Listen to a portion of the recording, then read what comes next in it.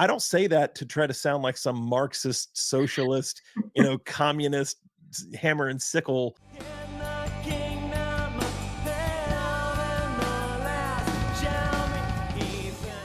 Well, welcome back to Civically Minded, where I give you practical theology for everyday life. As always, I'm your host, Corey Wing. Did you know that all of my interview segments are being added to my audio podcast on Apple and Spotify? Simply search for Civically Minded and enjoy solid Christian content on your long commutes, at your desk or the gym, or wherever you prefer to listen to podcasts. And be sure to tell a friend how they too can enjoy Civically Minded. Well, my guest today is a California native, and I'll try not to hold that against him. And he's the co-founder of Dominion Wealth Strategists, a distinctly reformed financial consulting firm. He's a post-millennial Reformed Baptist, also going to try my best not to hold that against him, a veteran of the U.S. Army Chaplain Corps, and a self-proclaimed master of dad jokes. And now this I can confirm. I've actually been present both online and in person to witness his quick wit and his sharp mind, and it's true. And when he's not helping people take dominion over their finances, he enjoys backpacking, pipe smoking, and spending time with his wife and 3 children. He's also adding weightlifting back to his already impressive repertoire, making Josiah a true Renaissance man. So it's with excitement and without further ado that I welcome Josiah Stowe to Civically Minded.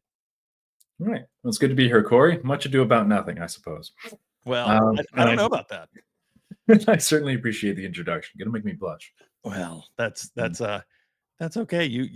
We met one time in person, and that was last October, November, end of October, early November, when we were both at the Fight Laugh Feast conference in Fort Worth, and we got to hang out at Mr. Hester's house and have a stogie, I believe, and probably a drink, knowing myself, and it was you were engaging and funny, and I was immediately impressed with kind of your broadband wealth of knowledge on any number of topics, and I really do say that as a feather in your cap, because that is a very lost art, to meet somebody that kind of you can throw anything at them and they just kind of can discourse about almost any topic. So I say that to give you incredible kudos. That is a wonderful thing, in my opinion. Jack of all trades and all general knowledge base. And then we compared family crest rings. Yes. Not so often you run into a man who wears his family crest on his finger. It's like, oh, look, name of your household right there. We got to compare our histories with the Wing family in particular. Interesting history in the United States, that's for sure. Long history, that's for sure. Too, yeah. And then the Stowe family, all the way back to the at least the Third Crusade, where our family motto "Inter feros por crucem ad coronam," among wild beasts for cross and crown, was officially founded. We go way which is back. an incredible. I mean, that I have envied that motto for 6-8 months now since I heard it. I was like, whoa. That's an intense, and before anyone in my crowd gets too hyper offended at that motto, remember that Christ himself said to a female in the Gospels, and this is not the place for a dissertation on the exegesis of this passage, but when he calls her a dog and says that the Lord did not come to give the choice meats to the dogs, but and then she says, well, can't they have the scraps? And so I mean, but before anyone gets too terribly offended, that kind of language is actually in Scripture.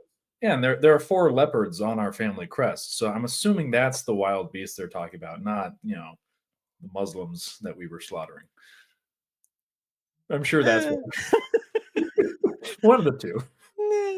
I just got myself in some trouble yesterday or the day before on X because I said something about Islam not being a very serious religious practice, because some imam has recently said that Muslim men better not shave their beards because it will cause other Muslim men to lust because of the fairness of their faces. And I was like, I am not one of those guys that says gay about everything, but I'm like, if the tutu fits, that one is wow. If a guy shaves his face and you find yourself lusting, you might have a problem. Yeah, I can see why a post like that would blow up in their face. Well, And they, yeah, there were some folks that weren't fond of what I had to say, but so be Mhm. it. Yeah, that's how it goes. But yeah, so we had a lovely discussion back there at Fort Worth for about an hour, hour and a half. So it's good to talk to you again. Good to finally sit down and kind of continue that conversation. And I recently watched your interview with our good friend Greg Moore from Dead Men Walking, Hmm, and I really thought a lot of what you had to say was just really incredible. I actually listened to that episode while I was driving up to Toledo a couple of weeks ago for the Dangerous Friends conference that okay. Greg and I both attended. Mhm. And so you and he were the fodder in my car when I was driving through the Blue Ridge Parkway and some of the North Carolina and Tennessee mountains, and Gorgeous area. really thought it was a wonderful conversation. Now, you and I had actually booked a time to get together prior to me listening to that, Mhm. but so it wasn't precipitated off the back of that. But I did kind of leave that conversation that you had with Greg with some wonderful ideas about things that I'd like to talk about. Hmm. So before we dig into some topical type things, why don't you tell my audience a little bit about yourself and your background in the financial services industry and kind of how you got into this world? Sure.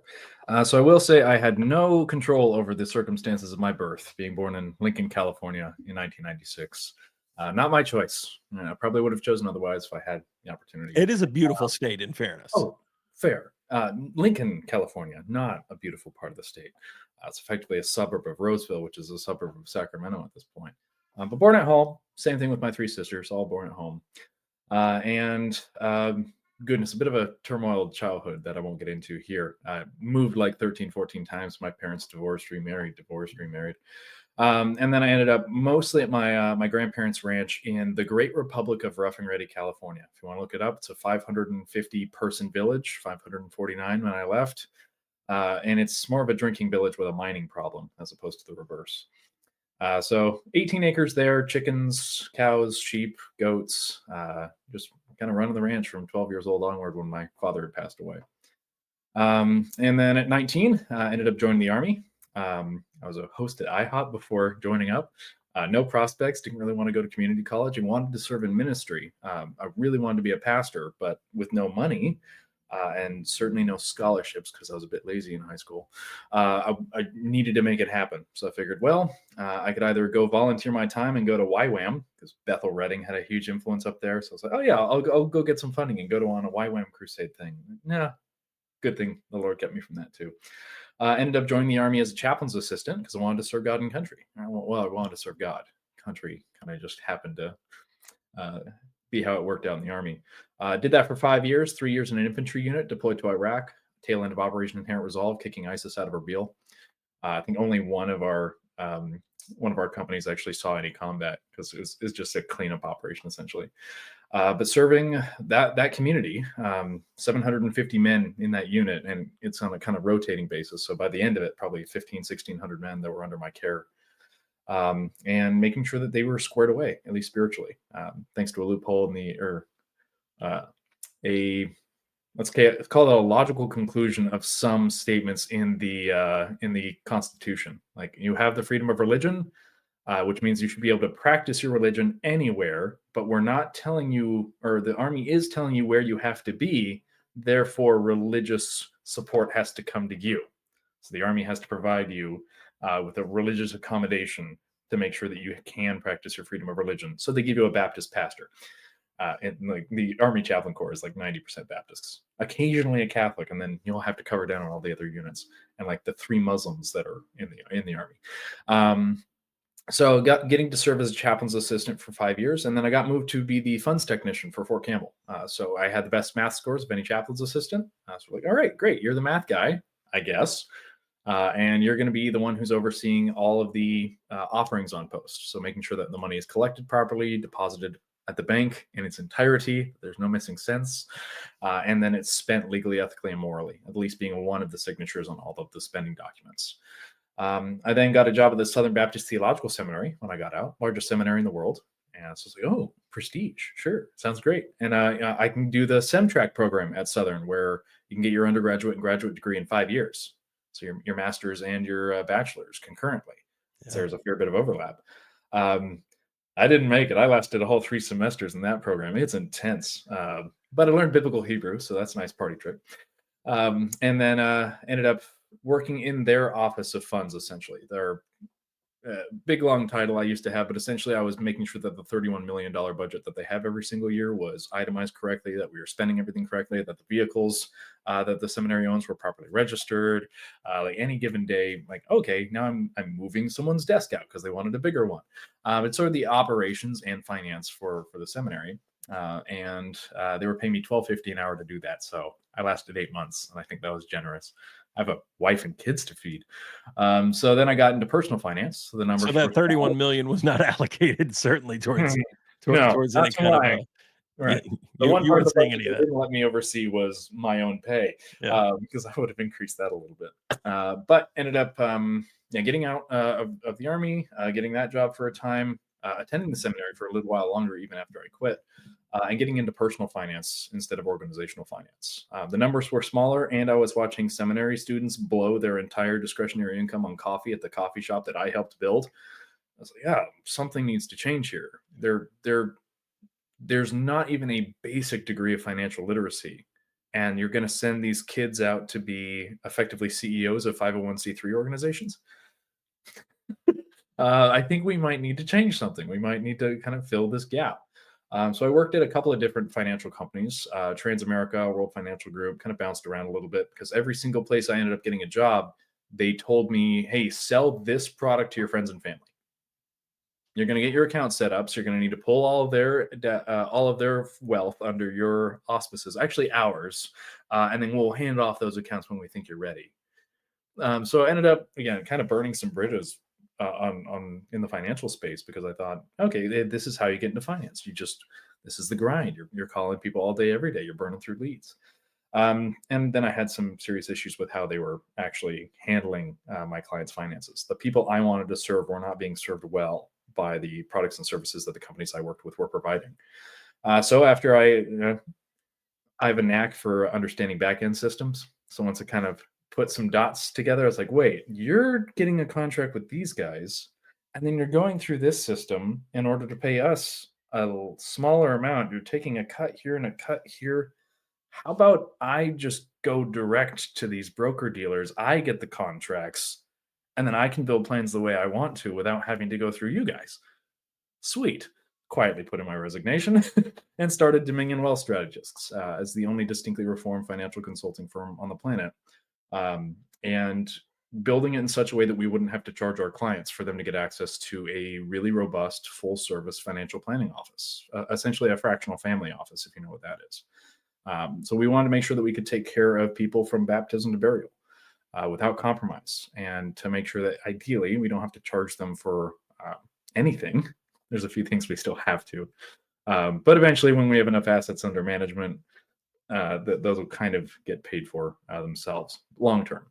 But yeah, that's essentially the whole story. So from my birth in California all the way out to where I am here today in Louisville, Kentucky, because I bought a house at 2.5% interest in 2020, which means we're stuck here. That's It's hard to walk away from. That's right. that's really hard to walk away from. When So, interest rates now are what, between 6 and 7%. right. Yeah. So we're here for the long haul because I Which am again, not historically following my speaking, as a mortgage. former realtor, 6 to 7% is not horrible. But No, no, that's low. when you're operating off of a 2.5 or 3%, it's you're so upside down by the time you sell the first mortgage to buy Right. the second Yeah. that It's not gonna yeah. make So sense. any first time home buyers, go buy a house. 6 to 7% interest isn't bad. Mhm. There's actually more room for it to go up than down. Oh yeah, like 18% Historically speaking. mortgages in the Yep. 80s and 90s. So yeah, Yep. money is still on sale. That's right. 6% is basically just keeping up with the actual inflation rate. So it's practically free.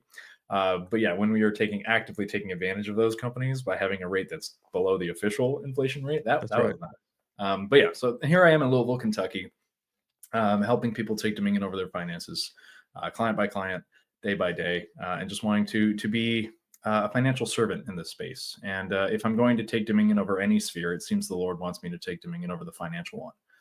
So I'll put all my faculties, every gift that God has given me, into this particular task. And if it's my grandkids that finish the job, so be it. I'll just do my part as long as the Lord gives me breath. Yeah, amen. That's all that a man can ask of his life, is Lord, whatever doors you open, I promise to walk through, and if you close them, I'll try to get out of the way, you Yeah. know, but yeah, we can only be faithful with that which God's asked us to do. So that's that kudos to you for that attitude. So just g- generically speaking, and I'm not asking for complete figures, but Okay. as you've grown Dominion Wealth Strategist, um, how many employees do you have? How broadly speaking, how many either clients or portfolio? I mean, what kind of how has it done? Have you observed success in this opportunity? Yeah, for certainly. Um, I can say we currently have 0 employees. We're not set up on an employment model. All of our Okay, agents are 1099 under our same contract, so awesome. they make the money that they earn, and we make a small override to cover some of the costs. Yeah, Essentially, anyone who wanted to work with us, at least early on, um, it's been a long process because I took reformed people and I'm trying to make them financial professionals instead of taking financial professionals and trying to make them reformed. So as a they pretty much pastor, I can tell you that's probably easier. yeah, something about election Calvinism. So it's been a process for sure, getting these guys trained up and ready to go. But they're pretty much all of our associates are now independent associates. They can handle clients on their own. They can submit business on their own. They know how to do everything, and because I'm not just teaching them to niche down into one kind of finance. I'm trying to help them have a really full orbed understanding of budgeting and what things to recommend when someone's overspending in a given area. Also, debt management, and not just here's how you go get a consolidation loan, but all right, here's strategies for that debt pay down. Here's the one that works the best mathematically. Here's the one that works best psychologically. Here's the one that works best if they literally do not have a discretionary income and we actually have to prioritize by minimum payment. But here's some strategies to work through. Here's how you would walk someone through the bankruptcy process if that's the option. Or here's how you get a bunch of 0% intro APR credit cards and do a balance transfer so they don't pay any interest in the meantime while they're paying off their high interest debts become zero interest debts for a while. But all of those strategies, building up your savings accounts, here's how to find a really solid high yield savings. Here's how to dive through the paperwork to make sure it is a solid high yield savings account. Here's the threshold for where a bond portfolio makes a bit more sense than high yield savings. If they have no moral considerations for using bonds, because that's also something we have to balance, because you're basically taking money via taxes, and there's some considerations there. Same thing with retirement planning, legacy planning, and life insurance as well. Life insurance is a huge, huge sector to try to tackle. 3 different kinds of life insurance on a conceptual level, but then each one has subcategories and different use cases and different contracts and different carriers. We work with 178 different life insurance companies. At Wow. least that's how many we're currently contracted with. And yeah, a lot of products and services at our disposal on that front. And then another company, it's a technically legally distinct and separate entity, Dominion Financial Planning. That's where our Series 65 licenses and the actual investment work, their actual investment work gets done so that the SEC doesn't bite my head off. But we're trying to make sure that we're taking care of a client in a really full org perspective, not just, hey, well, there's the 3 things that we do well. And since we have 3 different kinds of hammers, everything is a different kind of nail. We're like, no, we want to balance this kind of product for this kind of use case, this kind of product for this kind of use case. And that's been tough trying to teach reform people how to do that. What I assumed was like relatively simplistic is apparently not. And I make that mistake a little bit too often for my liking. It's like, yeah, this should be really easy for people to comprehend. And no, it's actually obnoxiously complicated. So trying to bring them up, but currently we've got 1, 2, 3, 4, 5, 6, 7 agents who are fully independent and able to take care of themselves, and a couple more agents in training. Just wanting to make sure that they're squared away and ready to go. And then we're regularly getting somewhere between 3 and 10 leads a week that come to us, just thanks to our marketing efforts. We sponsor a lot of different areas. And then on conferences, we'll get like 50 to 120, depending on the conference, that come into our doors. Great. And we'll get them on the calendar. We'll get them scheduled. But with 7 people, 3 of which are full-time, most of the time we're actually just working on other stuff, working on the back end plants. Sitting in front of clients is not the majority of our time as of late. I would like it to be. So we're always looking for more clients, more people we can help, and it is always going to be free of charge. But we currently have somewhere in the neighborhood of 230 clients, and we've only been active for about a year and 2 months. Wow. So the Lord has definitely blessed us in that regard. But there was a need. So all we did was fill that need, and then having to overcome the general Christian, or at least the zeitgeist, that wealth is bad and piety equals poverty, and this sort of Gnostic asceticism that's crept into the church via some dubious eschatological views, which I'm sure we'll get into later. But because of that general zeitgeist, having to overcome the fact that, yes, I am in finance, and no, that's not inherently bad. And yes, you should trust us with your money. And this is the way you should move forward with it. And yes, free doesn't mean scam. That's been the main hurdle to overcome, just trying to get Christians, specifically the Reformed Church, to actually engage in this sphere again and to do so meaningfully and not to be so suspicious of everything. Because the systems themselves are not rigged against you. They're relatively morally neutral. It's just a matter of taking dominion and imposing our will on it. But then that's going to take time. So we just started, as far as I'm concerned. We're barely out of the beginning stages of the business. But like when we have an app and a church program and a Bible study and a homeschool curriculum and 3 to 5 books, because I don't want to keep printing the exact same book with 5 different covers to make more and more money on a thing. It's the exact same advice every single time. So we don't want to do that. We just want to, here's a one and done. Here's the material. Here's what everybody needs to know. Here's how it's going to be applicable as systems change. And then maybe every once in a while, a book on like, hey, things have changed a fair bit. Here's the updated application of these principles. Right? We'll have timely books, but ideally timeless ones as well.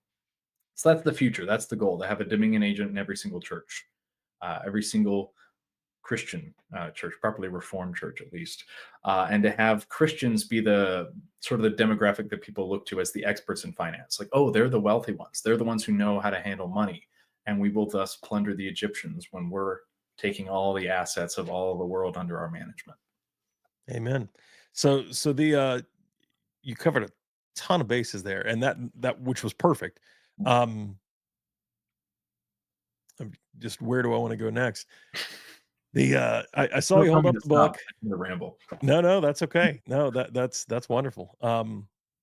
So you're a big Dave Ramsey fan, correct? Oh, huge. His biggest fan. For those of you who don't understand sarcasm, no, I'm not a fan at all. I'd say he has personally cost Christendom billions of dollars, and gives enough solid advice to where he fools the average Joe, and then poisons the well and keeps Christians from being able to actually legitimately grow wealth. Um, and he's not just a simple old man who's gotten some things wrong. He's a legitimate wolf. And I'm trying to get people to see that is difficult because it looks like, oh, this 28-year-old upstart is punching up, trying to grab some of Dave Ramsey's business. It's like, no, he's a legitimate problem, huge problem.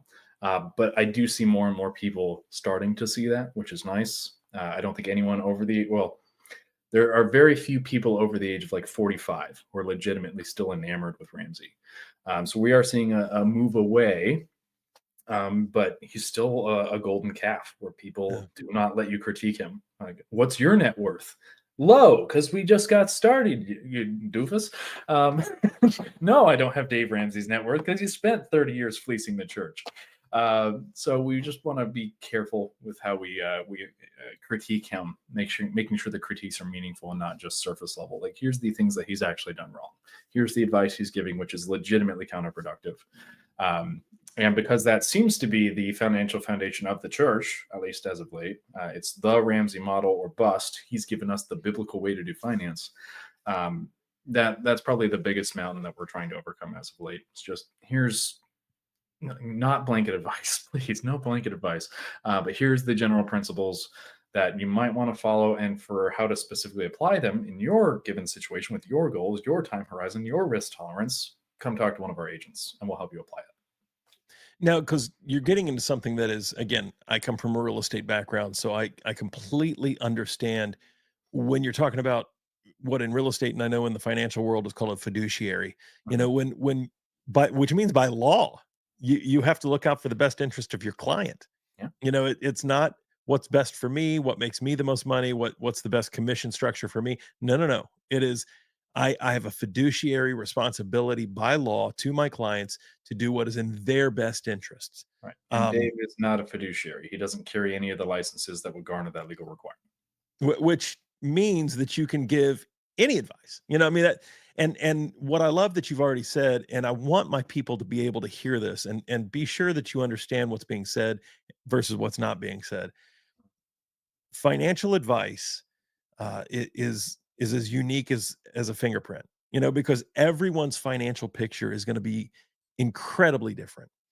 Whether you've got college debt and those payments can be deferred, or I mean, or it's consumer debt at a exceedingly high interest rate. The credit card companies are at historic highs. I mean, the credit card interest rates right now are historically high. They just had to be called on the carpet of Congress recently to give an account of why in the world are you doing this to the American public? And yes, the argument can be said, well, the American public's walking into it too. That's true too. That's another part of the education that has to happen is you cannot live off consumer debt. You just can't. That's irresponsible. And for those of us that are Christians, it's sinful.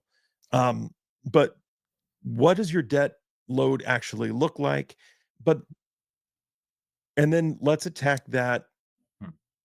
uniquely, because when you think of about it as a battle, I would respond very differently if someone was attacking my property from one particular way versus say a different way, or if someone broke through my front door at 3 in the morning versus if they did it right now in the middle of the day. I mean, the way that you respond to a threat, and that's what this is, the fact that people don't see it that way is part of the problem. you know your debt, and scripture is very clear about this, that the borrower is slave to the lender. So your debt is an enemy that needs to be vanquished and overcome, and the way that you attack an enemy is going to be radically different based on how that enemy is attacking you.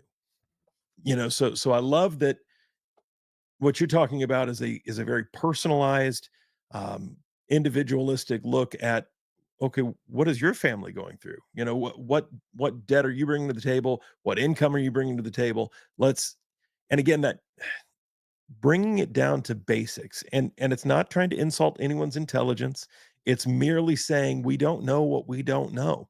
So if you've never been taught how to do a budget, if you don't, I mean, you see all these ads now on television for these apps that will show you all the hidden subscriptions that you might have, and that between you and your wife, you've both signed up for Disney Plus, you both have Netflix accounts, and so not only do you have the one that you think you have, but you're actually paying two of these three, and you've got that thing that you didn't even remember you did from 3 or 4 years ago, and it's dinging you for $20 a month or $40 a month, and then you wonder why at the end of the month there's no money, you know, and it's very easy to get depressed and kind of be like, well, I can, this is it. I'm never going to be out of this. Well, that's not true. I mean, that you can get disciplined, and remember that that is one of the fruits of the spirit. Self-discipline is a fruit of the spirit. So Mhm. you can be self-disciplined through Christ and become disciplined in your spending, and then dig yourself out of that and then start to leave. You said legacy planning earlier, and I love that terminology. You can start to leave a legacy for, whether it's your kids, or maybe you're a family that the Lord did not bless with children, because not everyone has kids, and you could bless the church, or I mean, there's any number of things that if you have some disposable income, whether it's right now or just at the end of your life, you leave with disposable income, then you have options. I mean, that opens up a ton of options for you. So let's shift a little bit. I talked just briefly there, as if I'm the professional, and I'm not. Though again, real estate is a sector that, I mean, it's the biggest expenditure that anyone will ever make. I was in an industry for 20 years that did deal with people's largest investment. So I know enough to be a little bit dangerous, and probably very scary. Maybe even more than Dave Ramsey. But yeah, so tell my folks, because I imagine there's a lot of people that listen to my channel or that watch here on YouTube. and they find themselves in that first kind of basket, where they're still in debt elimination mode. They're still underwater. They still at the end of the month, find that there's more month than money. Mhm. They're scraping by at best. They don't feel liquid. What Where would you meet those folks if you got a phone call from one of them today? Kind of where do you start with them? Maybe give me 2, 3, 4 bullet points of here's advice for someone that's in that position. Yeah. And again, it's going to need to be personalized. So the advice I give here will have to be a little bit vague, a little Sure. bit high level. And it's not advice that any individual should necessarily take as gospel because their situation might be different. Of So with course. that disclaimer out of the way, I'm sitting down with the client and they're in, let's say, $50,000, $60,000 worth of credit card debt. It's 24+% interest across 10 cards. That's not uncommon. Unfortunately, we've had that situation happen several times. One guy who was a business owner, nearly $200,000 in debt, mostly on credit cards between personal and business, and no separation between business and personal income and debts. So it was messy. Probably 3 hours minimum, just collecting data Yeah. on his situation. Okay, we're going to do this, this, this, and this, and then probably another 5 or 6 hours discussing with all of my agents. Look at this case. Let's figure this one out. And it took us pretty much all afternoon just to get down to the nitty gritty. But it's almost always going to be a version of the same, where you actually need to build up your savings first. 9 times out of 10, I want you to have 1 month's worth of expenses in your checking account in advance. So the first of the month, you should have all of the money that you need to pay the next 30 days worth of bills, 30 days worth of expenses. All right, have that first. Then about 50% as much, or $2,000 in savings, whichever is lower. That way you can cover any unexpected immediate emergency. So you've got your next 30 days covered. You've got your radiator blowing. You've got that covered. And then ideally, 1 month minimum's worth of income in a high yield savings or bond portfolio, depending on the amount of money we're talking about here. That way, any unexpected long-term invoiceable expense can generally be pretty well covered. You're going to mitigate a lot of that risk. Once you have that baseline, try never in the rest of your life to drop below that baseline. And then use any discretionary income from there. Now you've got a position of relative security and strength. Now you can deploy your capital toward those ventures or toward that end. And then target by interest rate, not by balance. I know exactly who popularized the snowball method. That's technically the most effective way if you're just looking for psychological wins. You're trying to drum up motivation because you're telling a audience that you're not going to engage with from that point on. But if you have an agent who's next to you, who's going to keep you accountable, actually target by interest rate, regardless of balance. So the thing that's charging you 29% interest, tackle that first before the thing that's charging you 20, before the thing that's charging you 12, before the thing that's charging you 5. And then any debts below roughly 6%, again, that one's going to change person to person. Don't worry about at all. Keep paying the minimums almost in perpetuity. Unless the minimum payment is seriously disrupting your ability to save, it's disrupting your discretionary income, you're going to make more money deploying that capital than you will save by putting it toward the debt. People in real estate understand this because that's the function of a mortgage. But for whatever reason, the concept of arbitrage is lost on a general audience. So we want to make sure that you are arbitraging, you're not paying down your debt too far or unnecessarily far. We want to target by interest rate with the entirety of your discretionary income, or at the very least, like 2/3 of your discretionary income, maybe leaving a third for retirement saving or for some other thing that's high up on your list. But probably a minimum of 2/3 of your discretionary income, attacking that debt aggressively by order of interest rate until it's all gone. And that if it takes longer than 10 years to do that, we may actually recommend declaring bankruptcy. That's the modern day American equivalent of the indentured servitude, becoming a slave to the lender and working off your debt for 10 years. So your debt's gone, yay. But now you're going to have that mark on your record for 10 years and your credit score is going to be capped. And you're going to have a difficult time ever borrowing, at least for the next decade, because of what you did, because of your failure to repay your debts and to make good on your word. Which I think is a totally justifiable consequence. I prefer if it was 7 years, and I prefer if you got 50% pay and had all your needs taken care of by the lender, but we have institutional lenders instead of personal lenders these days. And you run into all sorts of problems if we were to do that. But again, theonomist, so I'm going to lean a little bit more toward the biblicism and toward the doing it the biblical way. That would be for the general person in debt. Start with savings, target by interest rate, and then don't go too far. Well, you talked about something that is near and dear to my heart. Mm, We passed by. I've got 3 kids of my own. mhm, I have a 9-year-old daughter, and my son will be 6 in about 2 weeks, and then we have a 2-year-old daughter as well. Um, and so we were heading to school the other day, and we passed by a pawn shop, and my son pointed, and it's got all the graphics and all the stuff, and the Medici, 3, which again, you at least you know what that is. So yeah. many people have no idea what the history of that symbol and Uh-huh. the Medici, family cartel, basically. Um, People talk about the Rothschilds for a little bit, and that's another family that is worth talking about, but the Medicis are right up there with the Rothschilds. Um, and I bring this up because it is the difference between personal lending and what has become corporate, or institutional lending. And so I was trying to explain to a almost 6-year-old boy what a pawn shop is, Mhm, and I found it, and I like to think I'm not the dimmest bulb in the pack, mhm. and I found it incredibly difficult to try to explain in terms that almost 6-year-old boy could understand, of how do you explain what these people do? As a Christian, that I fundamentally have a problem with it. You know, that basically they have an entire business model that takes advantage of people at their worst moments.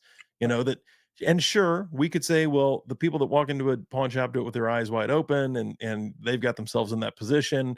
Mhm. Yeah, but isn't that true of sin in anyone's life? I Oh, mean that just because you're not the person creating the coercive situation, taking advantage of it is the second half of that coercive of the that's right. coercion. So yeah, they're not responsible for half of the bad thing, but they're still taking advantage. Right? That's exactly right. So trying to explain that to a 5-year-old boy I was like, man, I realized that I was a little bit delinquent in understanding how to explain that. But yeah, and then tracing that all the way back to we're talking like ancient Italy, the Medici family, Mhm, and so there is a history here of this has been a grift. I mean, a long-standing, mhm, millennia-long grift, that the wealthy have perpetrated on those less fortunate and less wealthy than themselves. And mhm. again, I don't say that to try to sound like some Marxist, socialist, communist hammer and sickle. I mean, Uh-huh. anyone that watches this channel with any frequency will know I am not that guy. I am Mhm. a capitalist through and through. Yeah, There man. are there are indeed principles that we need to. Yeah, there's nothing new under the sun, as Kohelet puts it. So the fact that there are rich people taking advantage of poor people, that folks are being, um, let's say, not forcibly, but practically forcibly removed from the fruits of their own production, so that that money can flow up to those who don't need to work for it. That's been the case for pretty much as long as human history has existed. Yeah, so we just want to make sure that if you are poor, that you get out of a situation where you're being actively taken advantage of. There are a lot of industries that are built around taking advantage of you, and navigating those, they're intentionally difficult to navigate. That's how those wealthy people are making their money, by making it obnoxiously complicated, so that you don't do the work necessary to end up educating yourself out of the situation, which is where someone like us can come in handy. We've done the work, and we'll come alongside you and make sure that we can get you out of that situation, or at the very least, show you a couple of paths forward. And then ultimately, it's up to you to actually make it happen. Well, and then that gets us into kind of a niche product, that you already mentioned earlier, that is part of what you do, which is insurance. Mhm, Insurance, of course, everyone probably has it. And I don't mean the type you sell, but when you say the word insurance, that's such a broad word in and of itself. So immediately my viewers, start going, okay, I have car insurance, or I've got health insurance through my job or whatever.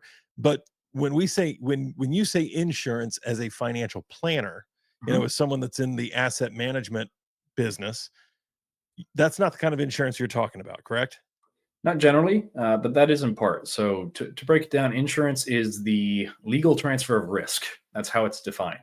So you pay a set loss. You're going to pay a monthly premium, which may be increasing, maybe decreasing, depends on the contract. But you're going to pay money so that if something comes to pass, another person is on the hook for the financial end of it.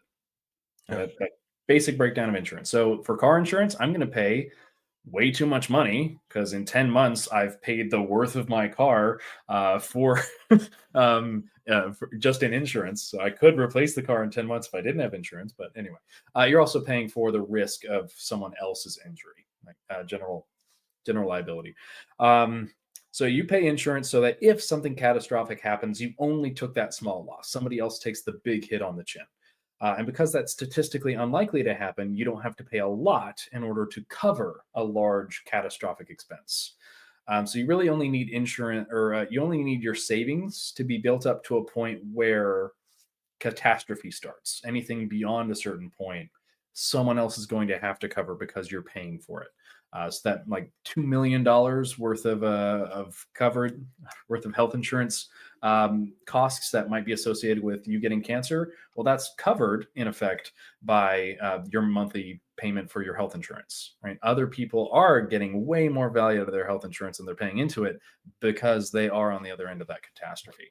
But if you've got home insurance because you see your house as a valuable asset, and you've got car insurance because that's legally required, and you see your car as a valuable asset, then you should also insure probably the most valuable asset in your house, namely you. Yeah. And The that's thing that life actually insurance. makes income. Right. So your house maybe $400,000 or $500,000, depending on, well, depends on your income, maybe $1 million, Yeah. right? You, over the course of 10 years, how much you bring to the table? Over the course of 30 years, how much you bring to the table? Millions and millions and millions potentially. Again, depends on the income. And then there's the immaterial value, which we can't actually insure. Life insurance companies don't allow us to make the designation of like his immaterial value is substantially higher than his income. We can only cover like income, liabilities, final expenses, education expenses. We have to mathematically prove this is the amount of coverage this person should have. And a lot of carriers or a lot of agents don't do those calculations properly. There's a Well, which is financial, why you get a lot of people that are overinsured, yeah. right? Uh, yes, that's far rarer than the most people Underinsured. don't have any Yeah. coverage at all, Yeah. or like $100,000 through work. I'm like, Yeah. okay, so you get fired and die the next day, and your family gets nothing except a $20,000 bill to bury you. Yeah, so it's going to be a rough time. So getting proper life insurance coverage is important. That's going to be one of my hobby horses because I am licensed in that area, and we do see the vast majority of our clients walking around basically without any coverage at all. Or Yeah. there's no living benefits, or like their friends sold them a policy and it's Primerica, which means it's going to increase in cost until it bankrupts them. So we want to make sure that we're getting that squared away, getting you the cheapest possible product. And with the 178 companies we work with, that's usually fairly easy. It's like, okay, we get you some quotes. This one fulfills the need. It's got the benefits that you're wanting. It's got the riders that you mentioned would actually go help you move toward your goals. Great. We'll get the paperwork filled out. And then that's how we make our money at Dominion, actually, or part of it. So it's an incidental part of a financial plan, but since that's the highest paid industry in the world, it does pay for all the rest that we do. So Yeah. it's not like we go out of our way to make sure everybody gets extra life insurance coverage, but if it incidentally happens to be part of a plan, great. I pay myself a salary out of those commissions, but I don't get myself commissions paid directly on purpose. No, I don't want our incentive and structures to be misaligned. So we'll get that squared away. But that's the insurance piece. Just make sure that you're properly covered, that you're not carrying around that risk. There's a far higher financial cost to carrying around that risk than there is to mitigating it. It's an aleatory contract if you want to get fancy, where you're never going to pay into most life insurance contracts nearly as much as you will get out of it when Yeah. you die. Yeah. So when you're talking life insurance and you're talking again that somebody's potentiality to make money, right? Um, we just I just had a friend of mine pass this week, Hmm. and he wasn't old, and it wasn't expected, Hmm. So this is the very type of situation that you're talking about that life insurance comes in handy for, where now all of his potential earnings have ceased immediately. I mean, and depending on what he had done to set his family up for this unfortunate eventuality, Mhm. um, they're now not only dealing with the loss of their loved one, which is incomprehensible in many ways in and of itself, but now to add insult to injury, it's, well, what do we do now? Like you said, there's going to be a 20 or $30,000, you know, funeral, casket, Yeah. burial, all of that. And that is, my father passed away just under 2 years ago, and I was very involved, of course, in that. Yeah, that's expensive. That's really, really expensive. So, and then they're just gone. So whatever, if they were especially in most homes still, the husband is the primary breadwinner. Amen. So he's gone, and now the primary way that you were paying all of the debts is gone. So it really is incredibly important. And again, if you're sitting around in the morning drinking coffee, watching the news, or say at night you're catching up on TV or whatever, and you see any number of companies come on and talk about their insurance, products, and for just $10 a month, or and all of these silly things. Not gonna And get enough again, coverage for $10 a month. well, and I guess that's what I'm getting at is if you don't know any better about what these products and services actually are, just the teaser price sounds great. You're like, man, I can get term life insurance for, the cost of a cup of coffee. Wow. Yeah, I mean, and then like you said, they intentionally obfuscate so much of this. They make it hard to read the fine lines. They make it difficult, with just booklets and booklets of paperwork. And Mhm. everyone kind of walks away going, yeah, no. So I mean, my wife and I, as an example, my wife and I yesterday had to go buy a new car. My car ended up having problems, and when I was out of town at that conference, and it was time for a new car. Car And we insurance. both laughed Mhm. yesterday when we left there after literally all day at a dealership, and we knew what we wanted. We went in, said, this is what we want, this is what we want to spend. I mean, we were pretty educated in what we were there to do, Yeah.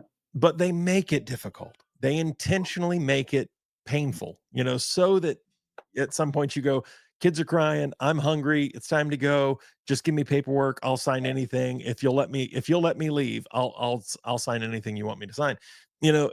And so we got in the car, new car, very happy. It's great. It's all good. Um, and we both looked at each other and said, I can sell a house quicker than they sell you a car. But again, knowing that it's by design, Mhm. and so having someone like yourself or one of your other independent, contractors, uh, walk people through this is so incredibly valuable. Mhm. And to think that you guys are doing the vast majority of this for free Mhm. is astounding. It Mhm. speaks to your character, and to the character of the other, people that you have on, I say staff, though, Yeah. the other guys you have working there for Dominion Wealth Strategists. Our agents. Your age there. Thank Yeah. you. Thank you. They're That sounds very much professional. nicer than, contractors. That it does. You're right. So but it really is going to require, and I want to kind of finish up here and apologies to you and to my audience for all of the technical difficulties today. It is par for this week's course. Mm. So I'm sorry, and we'll do better. But thank you for being patient, Josiah. I appreciate that. So I've got a as we wife and finish 3 up, kids. say again. I've got a wife and 3 kids, so patience. And Uh, you were in the military, right. We hurried up and waited a whole lot. so Lots I've of heard. patience practice. Mhm. So I've heard. So as we kind of finish up here, Mhm. you had mentioned earlier that the vast majority of evangelical Christians in America, for Mhm. whatever reasons, and yes, there are some theological reasons, eschatological reasons, um, teleological reasons, and again, a lot of the audience is going, I don't even know what any of those words mean. Why polish brass on a sinking ship? Yeah, exactly. What if Jesus is coming back next Tuesday? Mhm. When the blood moon hits, then and I don't know if there's a blood moon next Tuesday. Someone's gonna get in the comments and go, "There's no blood We moon next just Tuesday." had an eclipse, so I'm gonna doubt it. Yeah, I'm using that as a for instance, guys. Uh-huh. But so if Christ is returning next Tuesday when the blood moon hits, then why should I leave anything for my great grandkids? They're not going to exist.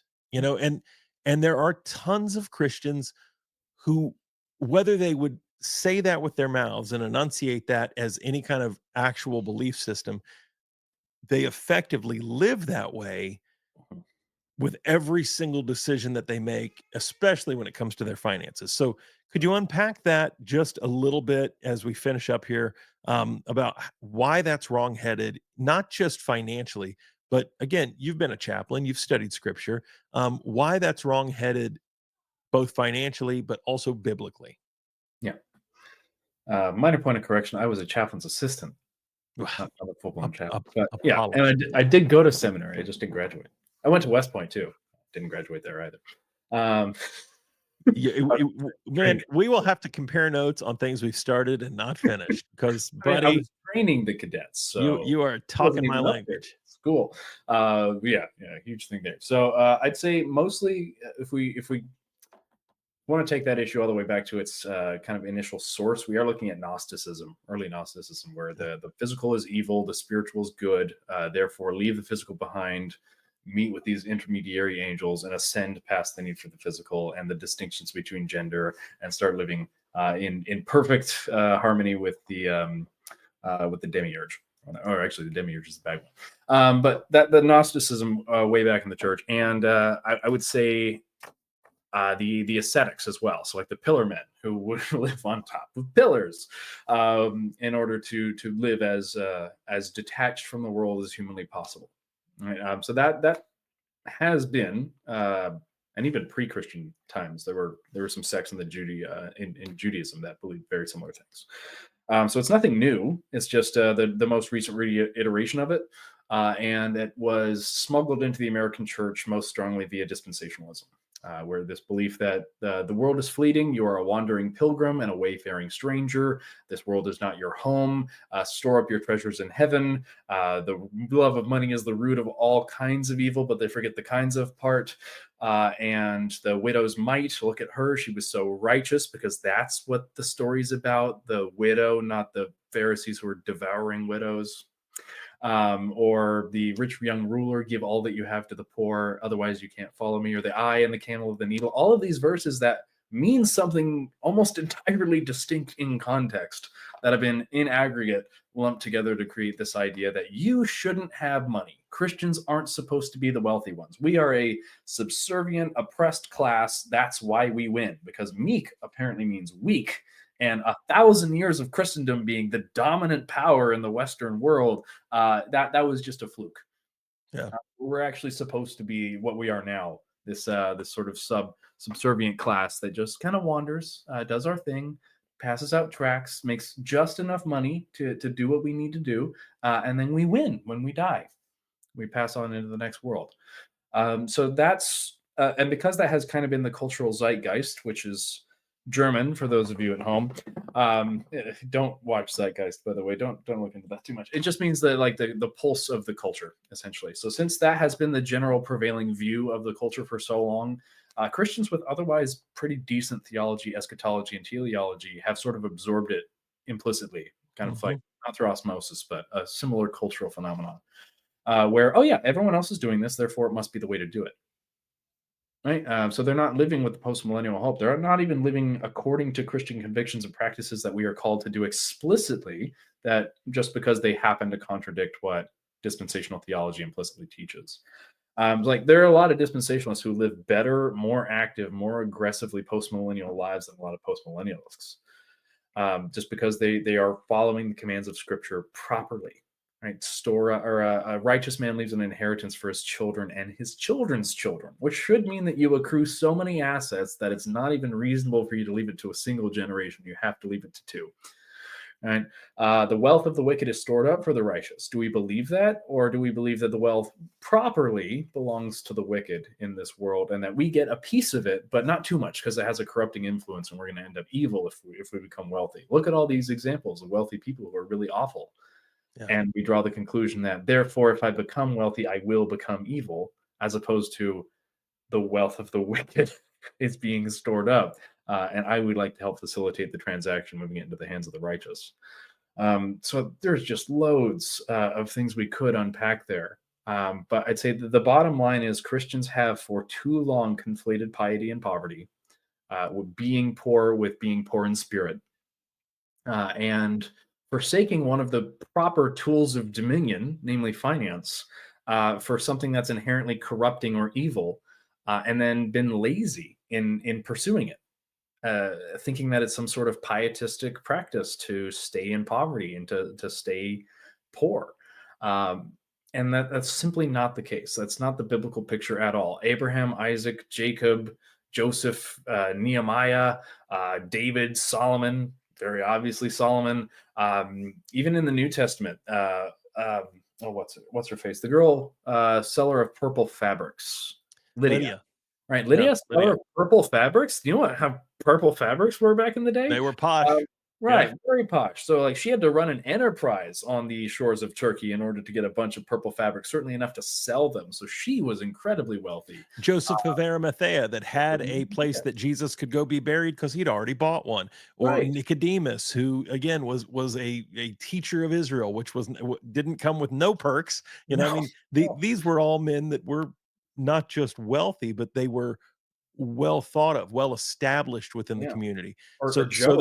they had a wealth of yes, financial wealth, but Mhm. it was more than that. I mean, and all of those men that you mentioned as well, and Lydia as well, actually. Right. And that's because typically in scripture we do see some we do see a fair number of people who are wealthy who are properly evil, right, who are using their power and their dominion and their influence for towards evil ends. But you also typically see, for at least the people of God, that wealth follows wisdom. If you are wise over a little, right, if you manage a little well, you will be set over much. And that's not a principle that's exclusive to the spiritual things. That's That right. is a physical promise. If you are faithful over a little, you will be set over much.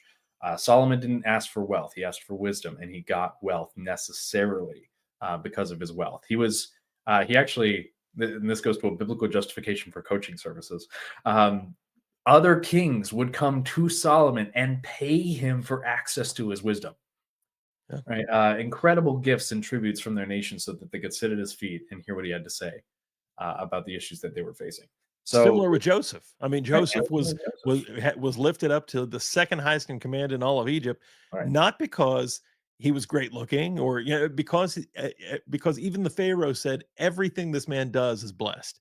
Yes. Everything he touches, his God just blesses it. Right. So I mean, and then not only was he blessed, of course, he saves all of Israel through a time of famine, but Mhm. all of the pagans Yeah. end up being blessed Through because of Joseph's faithfulness. yeah, It's through it's you, an Abraham, incredible will thing. all the peoples of the world be blessed.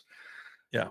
Right. What are we missing out on, not just as Christians, but Hmm. what are we missing out on and in our communities, both the lost, the saved, everybody, because Christians have abdicated that God-given role, Right. that dominion mandate, that cultural mandate. Mhm. And again, on my channel, we talk a ton about politics, and I see the same sin in the political realm, of, well, there are wicked rulers, so we better just steer clear of ruling. And it's Mhm. like, wait, what? Not the lesson. That can you walk me through that again? Because Yeah. I think we're missing something here. Yeah. And And there was a topic we didn't even get to, and maybe I'll have to have you back on sometime when I'm not having all the issues we had today. But mhm. the topic I wanted to talk about that really is something that Christians don't even know how to address, don't even know how to feel, and that includes myself. Mhm. I wanted to talk to you briefly about like tax sheltering and all of Mm. that, because again, that's something that, well, death and taxes. You hear that all the time. Spouted both by Christians and non-believers. Of course, people will point to the passage where Jesus says, "Hey, bring me the coin and whose face is on it, and give unto Caesar that which is Caesar, and give unto God that which is Who God's." made the silver? Who made the silver the denarius was made out That the coins were made from. That's right. So it's there's so many principles that we kind of bastardize, of? and Mhm. we take just enough truth and we manipulate it in just enough ways to kind of go, I think I understand what this is about. But all we've done is eisegete the passages and not fully exegete them. And so we end up with kind of bad conclusions because we came into them with some kind of a weird standpoint epistemology or some kind of other bad theology attached. And so I love that not only are you trying to help your clients build actual real wealth, which is great, but in the process you're educating them how to think biblically Yeah. about all of these various, parts of their life. So if they think more biblically about their finances, then how is that going to bleed over into other things? They're going to think more biblically about their, the end of life and passing on a heritage to their family. Yes, financially, but also now spiritually. So God bless you guys for what you're doing to help. Yes, bring wealth back to Christendom, which we need. It's one of the ways how we win. And but you're doing so much more than that. So I thank you so much, Josiah, for your faithfulness in taking the gifts and the talents and the abilities that God has blessed you with, and then training up other men to take those same wonderful tools and use them to help each family, each church, and the whole kingdom of Christ, really, eventually, like you said, if it's your great grandkids doing it. I'm grateful to hear your passion about it, and thank you for kind of walking us even briefly through what are really complex topics. How can our people, if someone hears this episode and makes it through the painful thing that is my technical difficulties and cameras turning off and all of that stuff, if someone is patient enough to make it through this episode, how can they reach out and contact you or one of your men? Yeah.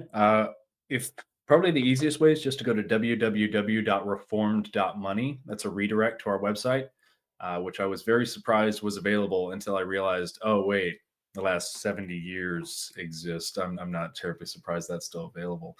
So that'd be the easiest way. Just go to our website, book a free consultation. A free introductory overview is what it actually is, just consultation. Sounds better. So I think set a meeting with us, sit down with us, and then hear a little bit more about who we are, what we do, how we operate, how we can help you, and then we'll go from there. And free of charge. We do charge for estate planning, but that's an opt-in service. We do charge for business coaching. That's an opt-in service. So we'll be able to help you out a lot, and we want to make sure you can afford those two services before we have you pay for them. And you can follow us on Facebook, Dominion Wealth Strategists. I'd say that's probably our biggest following right now is on Facebook. We are also on X at Dominion WS. And we're technically on Instagram. But again, we have like 40 followers on Instagram. So that would be a great way to get a hold of us. I'm assuming that our information is going to be in the doobly-doo on this particular episode. But I'll deeply do it. Certainly. All right, certainly. All right, yeah, just get in contact with us. We'd be happy to have a conversation. We've got 7 agents. We have more than enough time, so you're not going to be bothering us by setting a meeting with us, even if you just want to chat. That's what we're here for. Awesome. Well, Josiah, thank you very much for your professionalism. Thank you for all that you're doing for the kingdom. And I look forward to having you on some other time and kind of exploring some of this because I think I'm going to get a lot of great feedback. I know some people that I'm thinking of literal names and faces that I'm going to hear from going, man, that was great. I want to learn more. So hopefully you'll get some phone calls through this as well. Thanks, buddy. Sounds like a plan. All right. Bye-bye. Thanks for watching so much. If anything that we discussed today on Civically Minded is interesting to you, or if you'd like to reach out to Josiah or his team, they can be reached at www.dominionwealthstrategists.com. www.dominionwealthstrategists.com. If you're looking to get out of debt, or if you have some asset management that you'd like them to look into to better utilize the resources that God has given you so that you can be obedient in taking better dominion of your wealth and leave a legacy to your children and your children's children. Maybe you're looking for life insurance or some other financial vehicle to help just set you up for the future. Reach out to Josiah and his team at dominionwealthstrategists.com, and I'll see you next time on Civically Minded.